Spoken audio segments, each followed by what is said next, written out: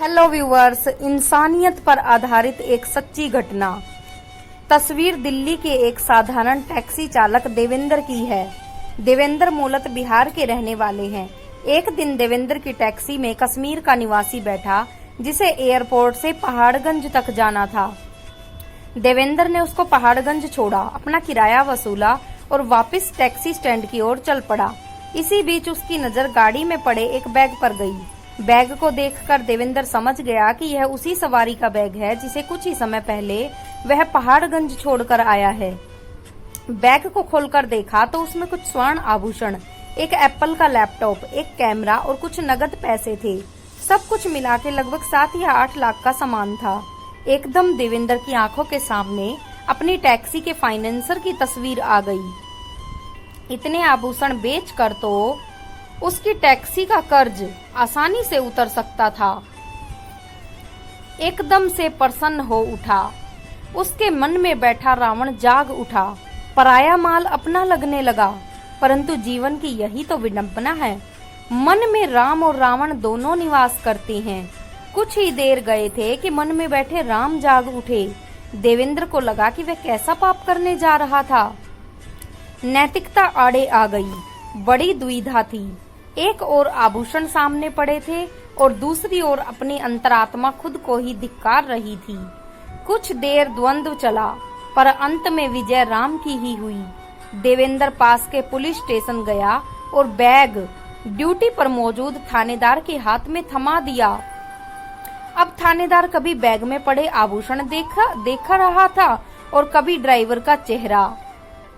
थानेदार ने कहा कि तू अगर चाहता तो यह बैग लेकर भाग सकता था। देवेंद्र ने जवाब दिया, साहब हम गरीब हैं पर बेईमान नहीं हैं। थानेदार भी निशब्द हो गया। उसे लगा कि ड्राइवर सच में गरीब तो है किंतु ईमानदार है। खैर, सवारी को उसका बैग सकुशल वापस मिल गया। देवेंद्र की ईमानदारी के इनाम के रूप में मालिक ने उसे कुछ रुपए देने की पेशकश की तो देवेंद्र ने साफ मना कर दिया। असली कहानी आगे शुरू होती है। थानेदार ने देवेंद्र की ईमानदारी की गाथा एक मीडिया कर्मी के आगे सुना दी। मीडिया कर्मी भी थानेदार की तरह प्रभावित हो गया।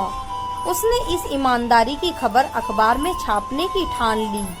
वह देवेंद्र से मिला और उसका साक्षात्कार लेते हुए पूछा, अगर बैग में पड़े सामान की कीमत 8 लाख रुपए उसे मिल जाए तो वह क्या करेगा?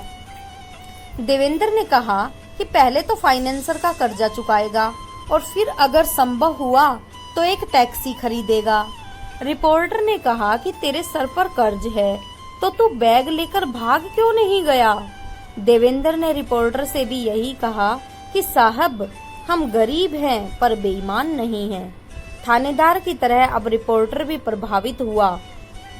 रिपोर्टर ने उसकी ईमानदारी की गाथा एफएम चैनल के एक रेडियो जॉकी को बताई। एफएम रेडियो के जरिए देवेंद्र की कहानी दिल्ली वासियों को सुना दी गई। साथ ही साथ दिल्ली वालों को देवेंद्र के कर्ज के विषय में भी बताया गया। इसी के साथ देवेंद्र का एक बैंक खाता नंबर भी दिया गया, जिसमें धनराशि डालकर वह ईमानदार देवेंद्र का कर्ज उतारने में उसकी मदद कर सकते थे। केवल 2 घंटे बाद ही, मात्र 120 मिनट में दिल्ली ने देवेंद्र के खाते में 91,751 रुपए डलवा दिए और 8 लाख रुपए मिल गए मात्र 2 दिनों में। सबने अपनी हैसियत के हिसाब से पैसा दिया। दिलवालों की दिल्ली ने देवेंद्र की ईमानदारी के उपहार में उसे ऋण मुक्त कर दिया। लाखों लोगों ने उसकी ईमानदारी को सराहा। देवेंद्र आज भी कहते हैं कि मन के रावण को राम पर हावी न होने देना उनके जीवन की सबसे बड़ी जीत थी। अगर वे बैग लेकर भाग जाते तो कर्जा तो उतार लेते, पर खुद को कभी माफ नहीं कर पाते। यह सच सिद्ध हो गया कि मन में बैठा रावण आज की व्यवस्था में हावी है, परंतु मन में बैठे राम आज भी दशानन का वध करने में सक्षम हैं। अच्छाई और बुराई में आज भी धागे भर का फासला है। इस ओर गए तो राम और उस ओर गए तो रावण। गरीब ड्राइवर देवेंद्र ने दिल की सुनी और दिमाग के तर्क को नकार दिया।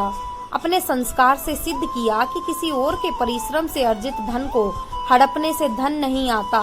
ईमानदारी ही जीवन को सुखी और समृद्ध बना सकती है। शेयर जरूर करें। धन्यवाद।